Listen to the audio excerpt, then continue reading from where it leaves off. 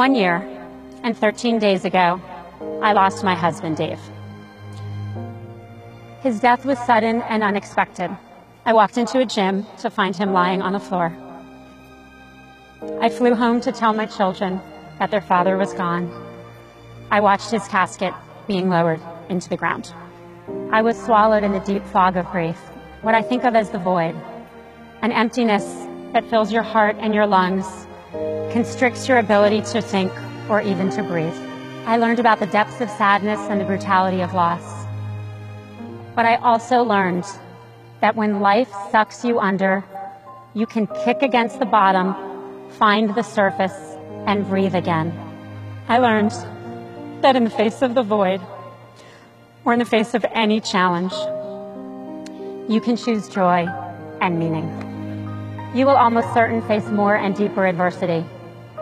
There's loss of opportunity, the job that doesn't work out, the illness or crime which changes everything in an instant. There's loss of dignity, the sharp sting of prejudice when it happens. There's loss of love, the broken relationships that can't be repaired. And sometimes there's loss of life itself. What I want to talk about today is what you do next, about the things you can do to overcome adversity, no matter when it hits you or how it hits. The easy days ahead of you will be easy. It is the hard days, the days that challenge you to your very core, that will determine who you are. You will be defined not just by what you achieve, but by how you survive. One day, my friend Adam Grant, a psychologist, suggested that I think about how much worse things could be. Worse, I said to him, are you crazy? How could things be worse?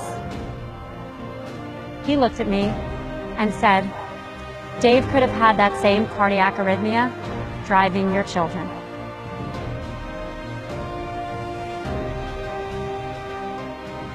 The minute he said it, I felt overwhelming gratitude that my children were alive, and that gratitude overtook some of the grief. A year ago, he had 11 days left, and we had no idea. And then through tears, we asked each other how we would live if we knew we had 11 days left. Can you ask yourselves to live as if you had 11 days left?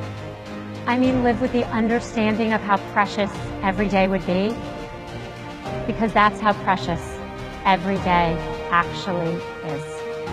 I stand here today, a year after the very worst day of my life. The worst day. The worst day I can imagine. And two things are true. I have a huge reservoir of sadness. It is with me always. It is right here where I can touch it. I never knew I could cry so often for so much. But for the first time, I'm grateful for each breath in and out. I'm grateful for the gift of life itself. It is the greatest irony of my life that losing my husband helped me find deeper gratitude.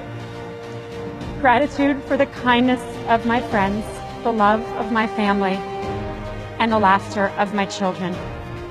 As the saying goes, we are more vulnerable than we ever thought, but we are stronger than we ever imagined. My hope for you is that you can find that gratitude, not just on the easy days like today, but on the hard days when you will need it. When tragedy or distance strike, know that you have deep within you the ability to get through anything, and I mean anything. I promise you do.